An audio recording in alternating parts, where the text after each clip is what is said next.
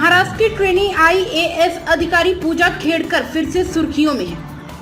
उनकी एक अलग केबिन कार, आवासीय क्वार्टर और एक चपरासी की मांग पर चर्चा अभी थमी भी नहीं थी कि एक नया विवाद खड़ा हो गया है। एबीपी माझा के अनुसार आरोप है कि पूजा खेड़कर ने यूपीएससी की परीक्षा पास करने के लिए दिव्यांगता का सर्टिफिकेट दिखाया था। पूजा ने 2021 में यूपीएससी का एग्जाम दिया था। उनकी ऑल इंडिया रैंक 821 आई थी। उनके पिता का नाम दिलीप राव खेड़कर है। यूपीएससी ने पूजा को दिल्ली के एम्स मेडिकल के लिए जांच में 6 बार बुलाया, लेकिन वे नहीं गई। कहा जाता है कि उन्हें किसी सेंटर में एमआरआई रिपोर्ट मिली और उसी के आधार पर कलेक्टरेट बन गए। इसके लिए उनका कलेक्टरेट बनना विवाद स्पष्ट हो सकता है।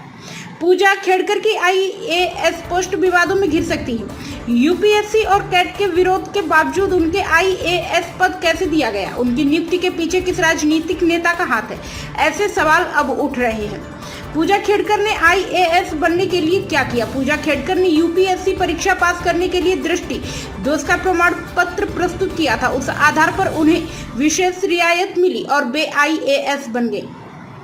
यदि उन्हें यह रियायत नहीं मिलती तो उनके लिए आईएएस बनना मुश्किल होता। जब पूजा खेड़कर को आईएएस रैंक मिली तो यूपीएससी ने उनकी मेडिकल परीक्षा कराने का निर्णय लिया। हालांकि पूजा खेड़कर ने 6 बार मेडिकल जांच में शामिल होने से इनकार कर दिया।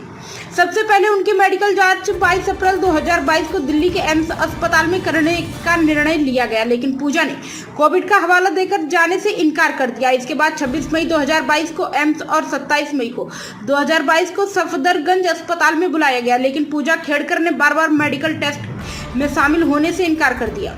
1 जुलाई को फिर से एम्स बुलाया गया, लेकिन वे नहीं गई। 26 अगस्त 2022 को वे एम्स में मेडिकल जांच के लिए तैयार हुई। वहां उन्हें 2 सितंबर को एमआरआई टेस्ट के लिए बुलाया गया। इस दिन न्यूरो ऑप्थेल्मोलॉजिस्ट की मौजूदगी में पूजा खेड़कर की आंखों की रोशनी कम होने के कारण जांच की जानी थी, लेकिन एम्स के ड्यूटी अफसर के कई प्रयासों के बावजूद पूजा खेड़कर एमआरआई में शामिल नहीं हुई। 25 जनवरी 2022 को जब उनसे दोबारा पूछा गया तो उन्होंने फिर से इनकार कर दिया, लेकिन बाद में वे एक एमआरआई सेंटर से रिपोर्ट लेकर आई और यूपीएससी को सौंप दी। यूपीएससी ने इस पर आपत्ति जताई और पूजा खेड़कर की चयन को केंद्रीय प्रशासनिक न्यायाधिकरण कैट में चुनौती दी। 23 फरवरी 2023 को कैट ने पूजा खेड़कर के खिलाफ फैसला सुनाया। इसके बाद क्या हुआ कि पूजा खेड़कर द्वारा जमा किया गया एमआरआई सर्टिफिकेट स्वीकार कर लिया गया और उनकी नियुक्ति वैध कर दी गई और उन्हें आईएएस का दर्जा दे दिया गया। यह अभी स्पष्ट नहीं है कि सवाल उठता है कि क्या राजनीतिक हस्तक्षेप के बिना यह संभव है।